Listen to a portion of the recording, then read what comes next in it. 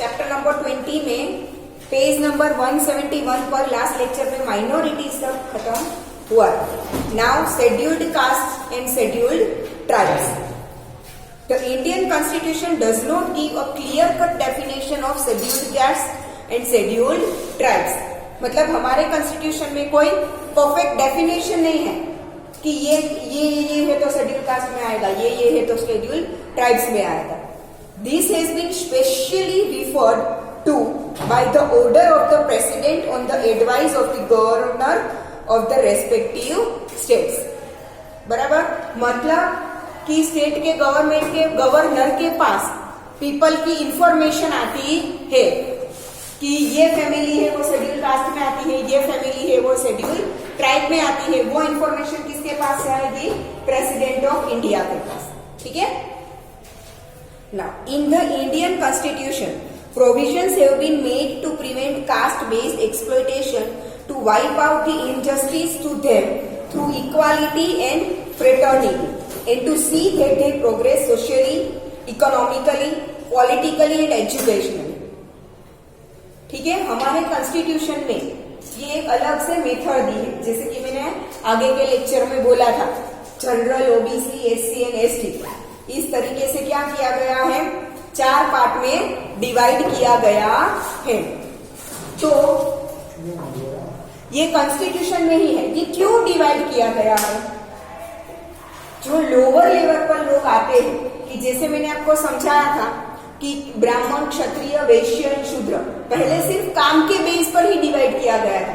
Casteism के हिसाब से उन्हें नहीं डिवाइड किया गया था, काम के ऊपर से। पर फिर क्या हुआ कि जिसका काम, थोड़े काम ऐसे थे कि इनकम कम थी और वो थोड़े काम ऐसे थे कि जिसमें इनकम ज्यादा थी। तो इसकी वजह से क्या हुआ? काम की वजह से वो इकोनॉमिकली क्या हो गए?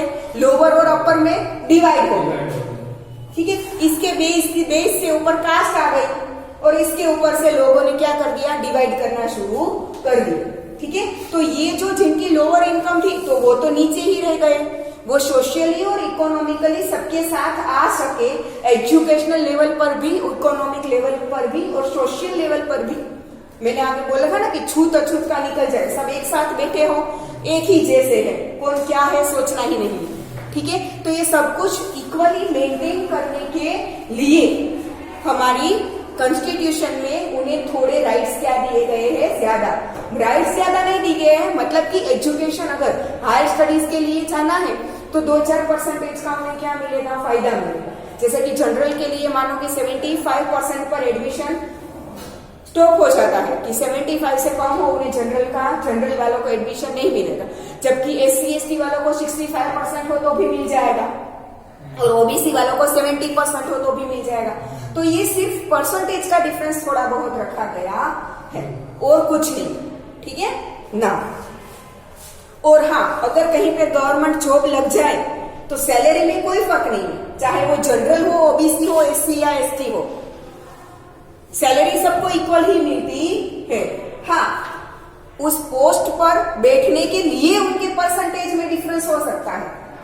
जनरल वालों, मानो कि ये जो कॉम्पिटिटिव एग्जाम सारे देते हैं गवर्नमेंट पोस्ट के लिए, आपने यूपीएससी, जीपीएससी वगैरह सुना ही होगा, class 1 officer, class 2 officer, class 3 officer. ठीक है। तो इसमें थोड़ा बहुत मानो कि कट ऑफ 300 मार्क्स का टोटल पेपर है। ठीक है। तो जनरल के लिए कट ऑफ मानो कि 240 पर है, मतलब कि 240 से कम मार्क्स होंगे, वैसे जनरल वाले कोई भी कैंडिडेट नहीं आएंगे। ठीक है। बट एससी एसटी वालों को 215 पर भी मिल जाएगा। ठीक है। ओबीसी वालों को 235 पर भी मिल जाएगा, 230 पर भी मिल जाएगा। ऐसे मार्क्स में डिफरेंस हो सकता है, बट सैलरी में कभी कोई डिफरेंस नहीं आता। ठीक है। वो पोस्ट पर बैठने के लिए मार्क्स में डिफरेंस हो सकता है, बट बैठ गए उसके बाद कोई डिफरेंस नहीं रहेगा। ठीक है। चलो, according to article 341, those caste included in this scheduled are called scheduled caste. Scheduled caste and scheduled tribe क्यों बोला है? एक शेड्यूल मतलब कि पूरा एक बनाया गया है, मतलब कि जनरल के अंदर कौन कौन सी कास्ट आती है उनके नाम लिखे हैं, ओबीसी के अंदर कौन कौन सी कास्ट आती है उनके नाम लिखे हैं, एससी के अंदर कौन सी कास्ट आती है वो नाम लिखे हैं, ट्राइब में कौन सी आती है वो नाम लिखे हैं। तो एक पूरा शेड्यूल जैसा बनाया गया है, इसलिए scheduled caste and scheduled tribe. ठीक है ना। while those castes which are included in the schedule of article 342 are called scheduled tribes. दो अलग अलग आर्टिकल, 341 में जो आती है वो शेड्यूल्ड कास्ट है और वो कास्ट की जो 342 में आते हैं उसे शेड्यूल्ड ट्राइब बोलते हैं। इसमें ये लोग आएंगे जो बहुत साल पहले आदिवासी की तरह रहते थे जंगलों, इसे शेड्यूल्ड ट्राइब में लिया गया है। ठीक है ना। People who live mostly in the forest areas and mountainous regions are included among scheduled tribes. है?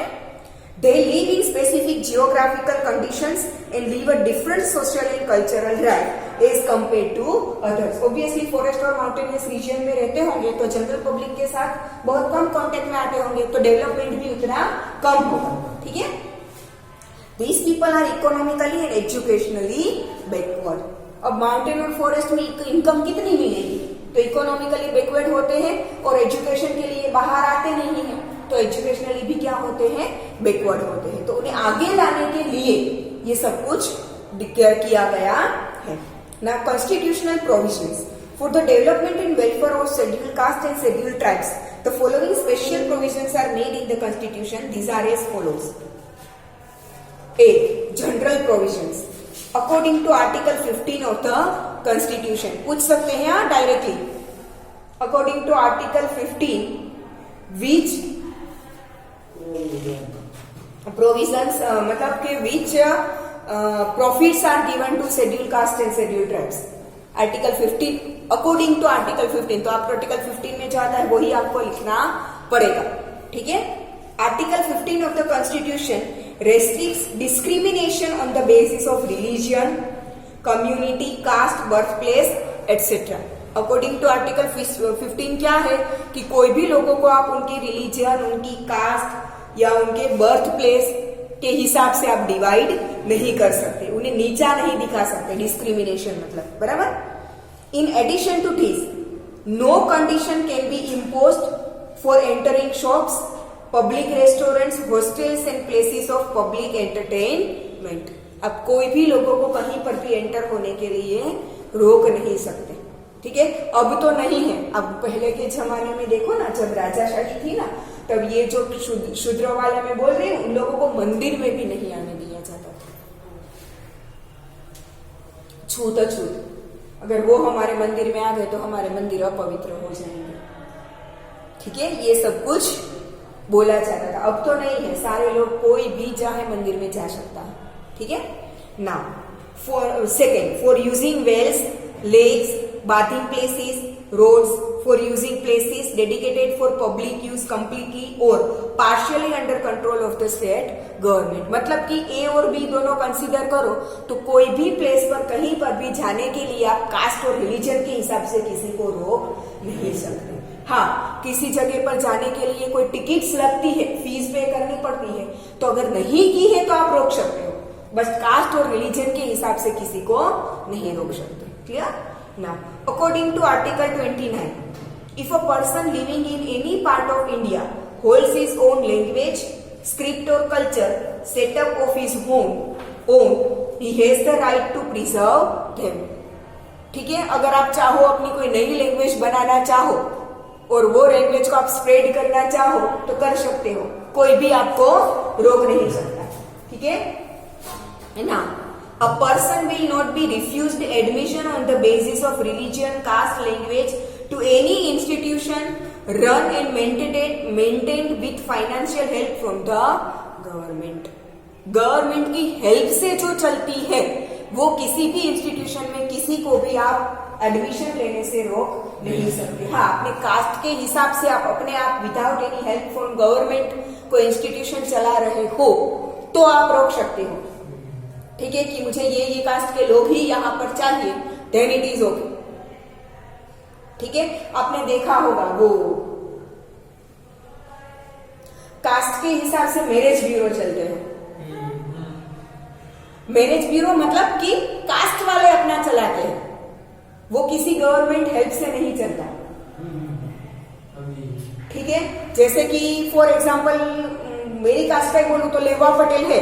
ठीक है। तो सारे लेवा पटेल की गर्ल्स और बॉयज वहां पर आपको इन्फॉर्मेशन उनकी सारी मिलेगी, वहां पर और कोई कास्ट का कोई नहीं आ सकता। ठीक है। हाँ, विदाउट एनी गवर्नमेंट हेल्प आप अगर किसी का कुछ इंस्टीट्यूशन या तो कोई भी कुछ भी चला रहे हो तो उसमें आप रेस्ट्रिक्शंस लगा सकते हो कि ये कास्ट वाले ही चलेंगे और ये कास्ट वाले नहीं चलेंगे, बट गवर्नमेंट की हेल्प से जो भी चलता है उसमें आप कास्टिज्म नहीं लगा सकते। ठीक है ना।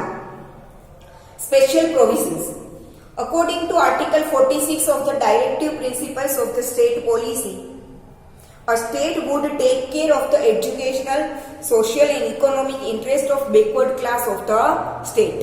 पूरा स्टेट ही उन सबका क्या रखेगी, ध्यान रखेगी कि इकोनॉमिकली या तो एजुकेशनली ये लोग बैकवर्ड नहीं रहने चाहिए। Specially scheduled caste and scheduled tribe will be protected against social injustice and exploitation. मैंने अभी बोला था ना थोड़ी देर पहले कि इसी जगह पर एडमिशन लेने के लिए परसेंटेज वाइज उनके कम होते हैं, ठीक है, या तो गवर्नमेंट जॉब में उनके मार्क्स, कट ऑफ मार्क्स उसके कम देखे जाते हैं, तो ये स्टेट गवर्नमेंट ध्यान रखती है, ये मतलब ये हुआ। ठीक है ना। According to article 16 number 4, if the state government feels that the backward classes are not represented proportionality in government jobs, the state government will have right to provide reservation in jobs and appointments। ये मैंने बोला था ना cut off marks के हिसाब से, that is known as reservations. ठीक है, इतनी सीट्स उनके लिए रिजर्व है, जैसे कि लेडीज के लिए रिजर्व होती है। ठीक है, 18 सीट से पार्लियामेंट में नहीं बेटा, कहीं कोई भी जगह मानो कि टोटल 18 सीट्स है तो उसमें से 2 सीट्स लेडीज के लिए रिजर्व है, बाकी की 16 में गर्ल या बॉय कोई भी आ सकता है, बट जो 2 रखी है वो तो लेडीज की ही होगी, उसमें कोई बॉय नहीं आ सकता। बाकी की 16 में जो बॉयज के लिए है उसमें गर्ल्स आ सकती है, बट जो 2 गर्ल्स के लिए रिजर्व रखी है उसमें बॉयज नहीं आ सकते। ठीक है, सेम वैसा ही है। मानो कि टोटल 50 सीट्स है, ठीक है, गर्ल्स बॉयज का ना देखे तो मानो कि टोटल 50 सीट्स है, उसमें से 30 सीट्स जनरल के लिए रिजर्व है। ठीक है, 30 सीट्स जनरल है, बाकी की 20 में से 10 सीट्स है, 20 में से मानो कि 7 सीट्स है वो ओबीसी के लिए है, और बाकी की जो 13 बची वो SC ST के लिए है। तो जो 13 सीट्स थी उसमें सिर्फ SC या तो ST वाले आ सकते हैं, उसमें ओबीसी या जनरल का कोई भी नहीं आ सकता, चाहे वो गर्ल हो या बॉय। ठीक है, फिर जो 7 ओबीसी के लिए रिजर्व्ड थी उसमें SC ST वाले आ सकते हैं, पर जनरल वाले नहीं आ सकते, और जनरल की जो 30 सीट्स थी ना उसमें कोई भी आ सकता है, मतलब कि जनरल के लिए तो कहीं कुछ फिक्स है ही नहीं, उसकी जगह कोई भी ले सकता है, उसकी जगह कोई भी ले सकता है। बट ओबीसी ST SC के लिए जो रिजर्व्ड है ना वो उनके लिए ही है, जनरल वाले उसमें नहीं घुस सकते, बट जनरल की सीट्स वहां पर बाकी के घुस सकते हैं। ठीक है, now according to article 330, 332 and 334, some seats in legislative assembly and parliament are reserved for scheduled caste and scheduled tribes। वहां पे भी रिजर्व है लोग। There is no reservation of seats in राज्य सभा, राज्यसभा में कोई नहीं है। ठीक है, now seats are reserved for scheduled caste and scheduled tribes in gram panchayat and municipality, वहां पर भी रिजर्व है। ठीक है, now other than this, under different 5 years programs, hostels have been opened and a scheme has been launched to other scholarship for children, counseling and training classes for competitive examinations have been started.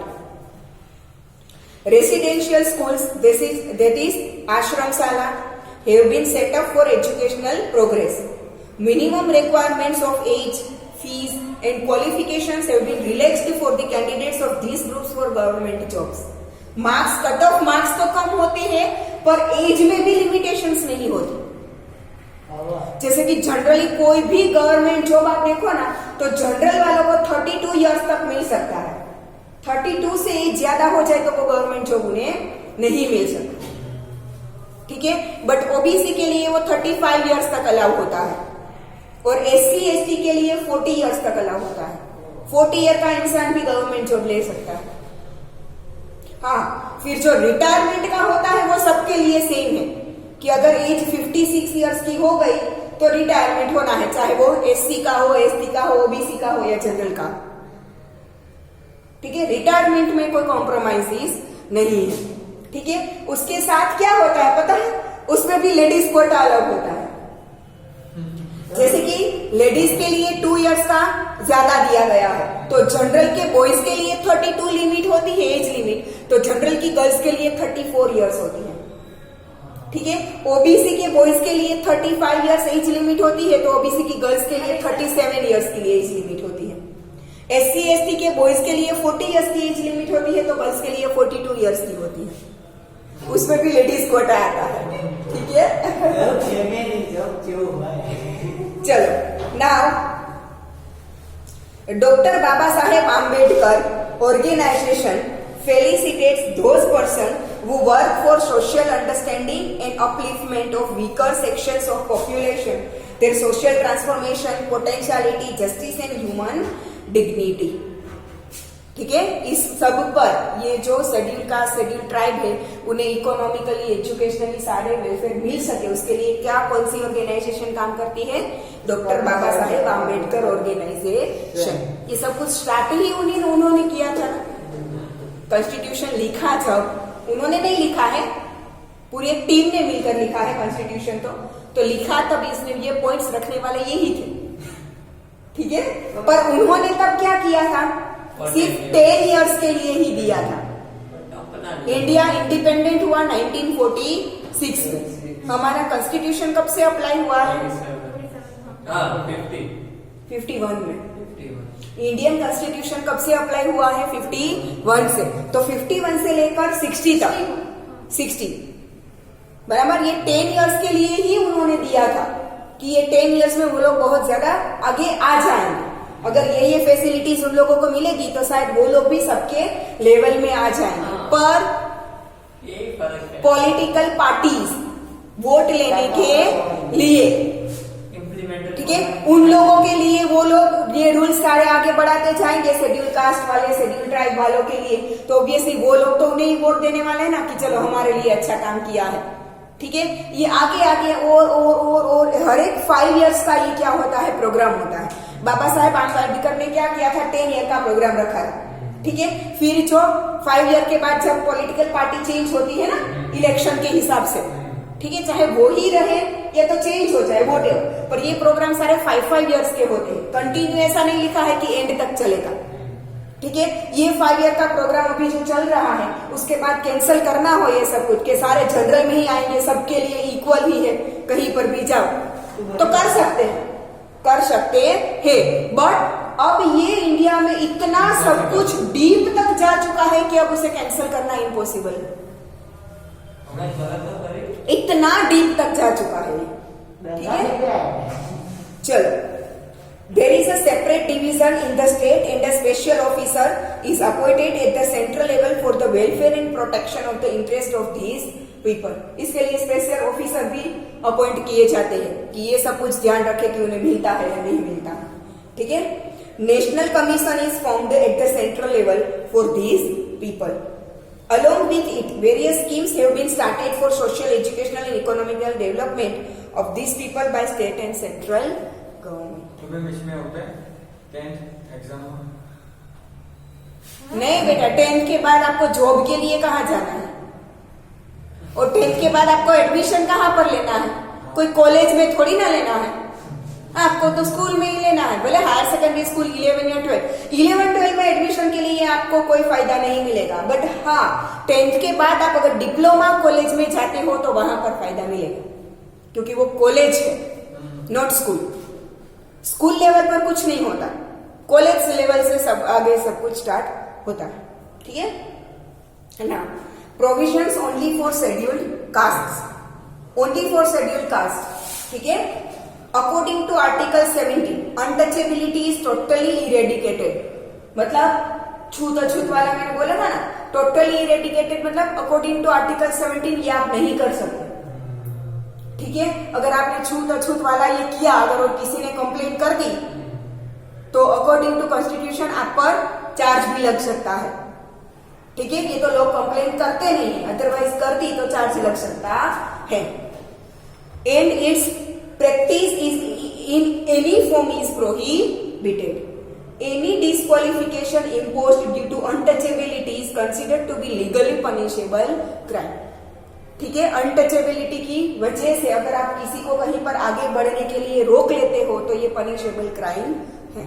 ठीक है, next, according to article 25 states are given right to frame a law और continue any extinguish law which permits the public institutions for social welfare or reform to keep the Hindu religious institutions open to all Hindus. According to Article 25, states are given right to frame a law or continue any existing law which permits the public institution for social welfare or reform to keep the Hindu religious institutions open to all Hindus. Here the word Hindu includes Sikhs, Jains and Buddhists, and Hindu religious institutions includes all the religious institutions of Sikhs, Jains and Buddhists. ठीक है, state government है वो किसी भी organisation को अगर सिर्फ हिंदू के लिए खुला रखना चाहता है तो रख सकता है। फिर वो हिंदू में सिर्फ हिंदू नहीं आते, जैन, बौद्ध, सिख, क्रिश्चियन ये सारे आ जाएंगे। ठीक है ना, provisions only for scheduled tribes, फिर उसमें आप कास्ट नहीं कर सकते। जैसे कि हिंदू में कितनी कास्ट है तो हिंदू के लिए खुला है तो फिर वो कोई भी कास्ट का आ सकता है। ठीक है ना, provisions only for scheduled tribes in article 19 number 5 empowers the governors of the states to impose restrictions in the interest of scheduled caste over the right to unrestricted movement of people to any region to settle down there, to acquire property or to carry out any business or trade. ठीक है, आना जो article number 19 point number 5, ठीक है, article number 19 का point number 5 है, उसके according कोई भी स्टेट का गवर्नर है वो लोगों को किसी भी एरिया में जाकर रहने के लिए, अगर वो फॉरेस्ट और माउंटेनियस एरिया है तो वहां पर जाकर रहने के लिए, अपना घर बनाने के लिए या तो कुछ भी बिजनेस वगैरह कोई भी कुछ चालू करना है तो उसे रेस्ट्रिक्ट कर सकते हैं। क्योंकि अभी क्या है, नेशनल पार्क सेंचुरीज बन गई है तो फॉरेस्ट में जाकर रहना अलाउ नहीं है, चाहे वो ट्राइब के हो तो भी नहीं रहे, जाकर वहां पे रह सकते नहीं है। ठीक है, such rights give authority to restrict exploitation in the tribal regions about land transactions, money lending and other exploitations of scheduled tribes and to frame special laws to protect them. बराबर, ऑलरेडी जहां पर tribes रहती है वो रह सकते हैं, उन्हें वहां से रिमूव नहीं करना है, पर नए लोग जाकर वहां पर नहीं रह सकते। ये सोशल ट्राइब्स के लिए क्या होगा, एक उनके लिए फायदेमंद होगा कि उनके साथ कोई आकर रहे, उनकी चीजों का फायदा उठा के जाए, वो नहीं होगा। ठीक है ना, conclusion, various schemes and programmes have been started by the government for the development of scheduled caste, scheduled tribe and backward classes. बराबर, बैकवर्ड क्लासेस में क्या आता है, ओबीसी, जिसे हम बोलते हैं ना अदर बैकवर्ड क्लास। ठीक है, that is why there condition is improving day by day. इसकी वजह से क्या हो रहा है, उनकी कंडीशन इंप्रूव हो रही है। Many people have got an opportunity to progress socially, economically and politically. Now terrorism a global problem, only India का नहीं है। ठीक है, in the 21st century terrorism has become a problem for human society. It is a global problem. Terrorism leads to destruction of human rights, bloodshed, destruction, fear chaos, violence, unrest, etc. Although terrorism has no connection with any religion or sect, yet by linking terrorism with religion, terrorists are getting indulged in cowardice and hateful act. Terrorism है वो कोई भी cast या तो religion के साथ related नहीं है। टेररिस्ट कई बार हिंदू भी होते हैं और कई बार मुस्लिम भी होते हैं, तो ऐसा जरूरी नहीं है कि टेररिस्ट है तो यही रिलीजन का होगा। ठीक है ना, terrorism is a hindrance in the progress of a nation. Terrorism is related to violence which openly violates the principle of live and let live. Violate करता है ये प्रिंसिपल को। ठीक है, ह्यूमैनिटी का मेन प्रिंसिपल क्या है, लिव एंड लेट लिव, जीवो और बीजाने जीववा दो। जबकि टेररिज्म इस लॉ को क्या करता है, ये वायोलेट करता है। ठीक है, ना ही खुद जीते हैं ना ही दूसरों को जीने देते हैं। Terrorism is an organised planned in deliberate violent act, planning के साथ करते हैं ना, अदरवाइज तो पकड़े नहीं जाएंगे, ठीक है। Terrorist are engaged in violent activities like suicide attacks. कौन सा सुसाइड अटैक याद है आपको? 24 वो सुसाइड अटैक नहीं था, अमेरिका का ट्विन टावर याद है? 2011 नहीं, 2011 में नहीं, शायद 2006 या 2008 में था। I can't remember the date exactly. 9/11। आप सब 9/11, यस 9/11। आप सब बहुत छोटे होंगे, आपको नहीं पता होगा। अमेरिका के 2 बहुत लंबे लंबे टावर थे, प्लेन से अटैक किया था उसको, that is suicide attack. Obviously tower के साथ प्लेन टकराएगा तो वो खुद भी जिंदा नहीं रहेगा ना पायलट, ठीक है। तो ऐसे बोलते हैं सुसाइड अटैक्स। फिर throwing bomb, hiding weapons and using them, kidnapping, hijacking of plane, suicide attacks, smuggling of narcotic drugs etcetera. ये सब कुछ किस में आता है? टेररिज्म में आता है। Now rebellion and terrorism in India. The line between terrorism and rebellion is very thin.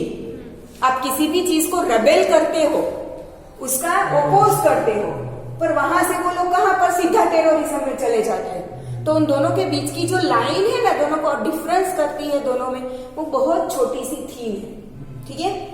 Rebellion is a national problem और terrorism is a global problem. आप रेबेल करते हो तो ऑब्वियसली आपकी कंट्री के खिलाफ ही करोगे ना। अब दूसरी कंट्री को बोलने जाओगे कि मुझे ये राइट्स दो, ठीक है ना। It is spread on the regional level against own government. Regional level मतलब कोई चीज है पूरे कंट्री का नहीं होता, स्टेट में होता है या तो कोई डिस्ट्रिक्ट में होता है, कंट्री वाइज होता है तो वो बड़ा है, बट सिर्फ कंट्री में ही रहेगा, ग्लोबल नहीं होगा। जबकि it is either against own country और at against other countries. It is spread at the international level. Terrorism है अपनी खुद की कंट्री के खिलाफ भी करते हैं और दूसरी कंट्रीज के खिलाफ भी करते हैं। Now rebellion, it is carried out with the help of local people. In terrorism they may और may not get local support. Local support नहीं मिलता है, फिर भी कई टेररिस्ट ऑर्गेनाइजेशन है वो चलती है खुफिया तरीके से, बराबर। Now rebellion, development of state is suffering from problem of rebellion is hindered. जिसमें कोई भी चीज अगर रेबेल होती है, रेबेल करना मतलब कि स्ट्राइक्स वगैरह करते हैं ना, that is known as rebellion, पर उसमें वायलेंस नहीं होता। वो वायलेंस की तरफ चली जाए तो भी उसे रेबेलियन ही बोलते हैं, ठीक है। बट अगर उसमें ऐसा चला जाए कि इस कास्ट के लोगों को मारो, इस कास्ट के लोगों को मारो, ये करो वो करो, तो फिर वो टेररिज्म बन जाता है, ठीक है ना। Development of country suffering from terrorism is hindered. पूरे कंट्री का डेवलपमेंट हिंडर करता है टेररिज्म में, ठीक है ना। Thus we see that rebellion originates from local dissatisfaction and there is no such restriction on terrorism. ठीक है, लोकल आपकी गवर्नमेंट से या तो कोई भी चीज से, गवर्नमेंट से नहीं है तो कोई भी चीज से अगर आप सेटिस्फाई नहीं हो तो आप क्या करते हो? रेबेल करते हो ना, ठीक है। कंपनी के वर्कर्स स्ट्राइक पे चले जाते हैं, तो ऐसा नहीं है कि वो गवर्नमेंट से अनसेटिस्फाइड है, सिर्फ अपनी कंपनी के ओनर से डिससेटिस्फाइड है ना वो, ठीक है। तो वो रेबेल क्या करते हैं? सिर्फ उनके खिलाफ करते हैं, बाकी को परेशान नहीं करते, ठीक है। जबकि टेररिज्म में कोई लिमिट्स है नहीं।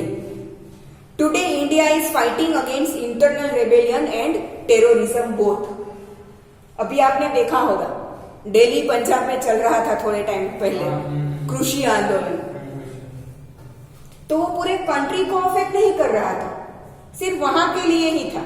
वो टेररिज्म नहीं था, वो रेबेलियन था, ठीक है।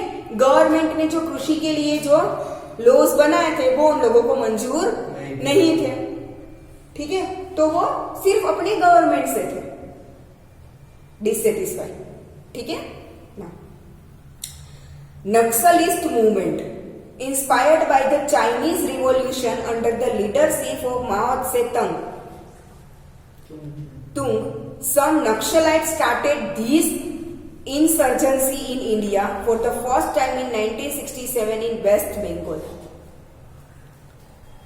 चाइना में कुछ रेबेलियन हुआ था, ठीक है। तो उसके अकॉर्डिंग, ये माओ त्से-तांग के अकॉर्डिंग, उनके अंडर जो काम करते थे वो लोगों ने धीरे धीरे चाइना से नीचे आकर इंडिया में भी वो सब कुछ फैला दिया।